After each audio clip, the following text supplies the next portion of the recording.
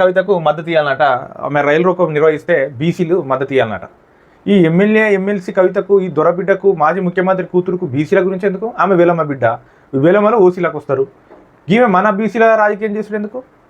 సరే, బీసీల గురించి మాకు బాగా ఉన్నది అనుకోవచ్చు, కానీ సరే ఈమె ఎన్నెళ్ల నుంచి రాజకీయం చేస్తుంది? ఒక పార్లమెంటు సభ్యురాలయ్యా, ఒక ఎమ్మెల్సీ అయ్యా, మరి గతంలో బీసీ గురించి ఒక మాట మాట్లాడిందా?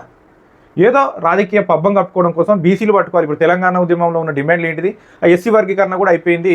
దానికి కూడా ఏమి లేదు, ఒక బీసీలను పట్టుకుంటే తప్ప వీళ్ళ కుటుంబ రాజకీయం నడిచే పరిస్థితి లేదు, అడుక్క తినే పరిస్థితి వస్తాను, ఇంకా సెంటిమెంట్ పండించేటువంటి పరిస్థితి లేదు. కాబట్టి ఈ బీసీలను పట్టుకుంటే మెజారిటీ దాదాపుగా బీసీలే 60% ఉంటారు.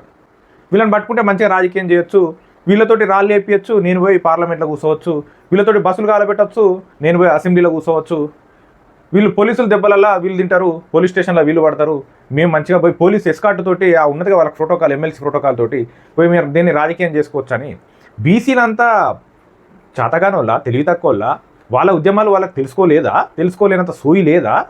ఒక దొరబిడ్డ వచ్చి బీసీ ఉద్యమం చేసుడేంది? ఎన్నేళ్ళుగా బీసీలకు చేసిన అన్యాయం చేసింది ఎవరు? వీళ్ళు కాదా?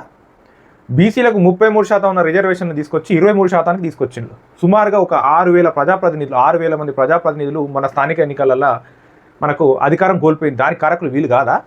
అధికారంలో ఉన్నప్పుడు ఒక్కనాడు కూడా బీసీ అన్నట్టు మాట్లాడలే, బీసీలకు అన్యాయం జరుగుతుందని మాట్లాడలే. పైగా బీసీ కార్పొరేషన్లతోటి లోన్లు వచ్చేది, పనిముట్లు వచ్చేది, బీసీలో ఉన్నటువంటి అన్ని కులాలకు సాకలి, మంగలి కార్పొరేషన్లు, వడ్డర్ అన్ని కార్పొరేషన్లు ఉంటుండే. వీళ్ళు వచ్చిన తర్వాత వీళ్ళు రాజకీయాల కోసము, ఓటు బ్యాంక్ రాజకీయాల కోసం బంధాన్ని తీసుకొచ్చిర్రు. సుమారుగా ఆ మధ్య కాలంలోనే 30,000, 40,000 కోట్లు, ఏది తెలంగాణ రాకముందుకే మనకు ఉమ్మడి ఆంధ్రప్రదేశ్ ఉన్నప్పుడు 20,000 కోట్లు, 30,000 కోట్లు బీసీలకు కార్పొరేషన్లకు లోన్లు వస్తుండే. వీళ్ళు వచ్చిన తర్వాత బీసీల ఉద్యమాన్ని లేకుండా చేసిండు, బీసీల మనగడ లేకుండా చేసిండు, బీసీల రాజకీయ చైతన్యాన్ని సంపిళ్ళు. గొర్రెలు కాసుకో, బర్రెలు కాసుకో, షాపులు పెంచుకో అని చేసినటువంటి ఈ దుర్మార్గులు ఈరోజు బీసీలకు రిజర్వేషన్ కావాలని దొరబిడ్డ చేస్తూ ఉంది. ఇది మన తెలివి, మన అజ్ఞానం. ఒక దొరబిడ్డ వచ్చి మన ఉద్యమాలు, మన బీసీ ఉద్యమాలు చేస్తూ ఉంటే బీసీలు ఉన్నంత మెజారిటీ బీసీలు ఏం చేస్తూ ఉన్నారు, ఎక్కడ పడుకున్నారు, ఎందుకు మనకు సోయొస్తలేదు? అరే అసలు కాంగ్రెస్ పార్టీ బీసీ రిజర్వేషన్ విషయంలో దాన్ని అసలు కాంగ్రెస్ పార్టీ చేసినటువంటి త్యాగం కానీ, ఆ గొప్పతనం కానీ, కనీసం బీసీలు ఆ గొప్పతనాన్ని కూడా స్మరించుకునేటువంటి, దాని విలువను తెలియనేటువంటి అమాయకులు ఉన్నారు బీసీలు. చిన్న విషయమా, ఎన్ని పోరాటాలు చేస్తే మనకు ఈ బీసీ రిజర్వేషన్ బిల్లు రావాలి? ఇప్పుడు బీసీ రిజర్వ్ ఇక్కడ తెలంగాణలో అయిపోయింది, గవర్నర్ సంతకం పెట్టింది, ఇప్పుడు పోయి ఎక్కడుంది? మన రాష్ట్రపతి దగ్గర ఉన్నది.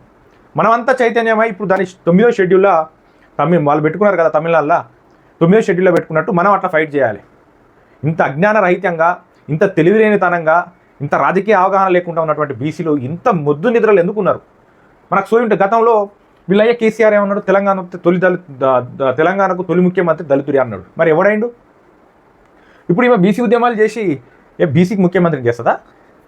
రాజ్యం వీరభోజ్యం ఎవరు కొట్లాడుతాడో వాడే కుర్చీలో కూర్చుంటాడు, వానికి పట్టాభిషేకం చేస్తారు. ఆమె చేతిలో అధికారం పెట్టి కత్తి ఆమెకి ఇచ్చి మనం యుద్ధం చేసేది, మనకు యుద్ధం చేయరాదా? ఎంత దుర్మార్గం! అంతా బాగానే ఉంది, కానీ ఇన్నేళ్ళ అనుభవం ఉన్నది కృష్ణన్నకు. పోయి దొంగను తీసుకొని వచ్చి గామకు మనం మద్దతు ఇవ్వాల్సిన కర్మ ఏంది? మన డిమాండ్ మనం కొట్లాడుకోవాలి, అది మన సమస్య. ఈ దొంగను పక్కన కూర్చోబెట్టుకోవాల్సిన కర్మ ఏంది చెప్పు? పోనీ గత చరిత్ర చూసినా దొంగలే, బీసీలకు అన్యాయం చేసిన వాళ్ళే.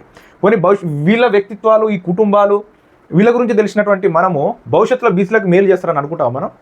ఈమె ఇయ్యాలే అసెంబ్లీలో పూలే విగ్రహం పెట్టాలంటది, 10 ఏళ్ళ నుంచేమో పండుకుంటుంది. అయ్యా మన అసెంబ్లీ ముందు విగ్రహం పెట్టాను ఈమె అప్పుడు అంటే వాళ్ళు అయ్యా పెట్టకపోనా? రాజకీయ అవకాశవాద ఉద్యమాలల్లో మనం బలి కావద్దు, ఎమోషన్స్కి గురి కావద్దు, ఈ దొంగల ఉద్యమాలలో చేరొద్దు, మనం ఆగం కావద్దు. ఇంత అనుభవం ఉండి ఇంత ఉద్యమం చేసినటువంటి బీసీ కృష్ణయ్య అంటారు. ఈ కృష్ణయ్య ఆమెను పక్కన కూర్చోబెట్టుకొని ఆమెకు మనం బీసీలంతా ఎమ్మెల్సీ కవితకు మద్దతు ఇవ్వాలన్నట. ఇదేం కర్మ?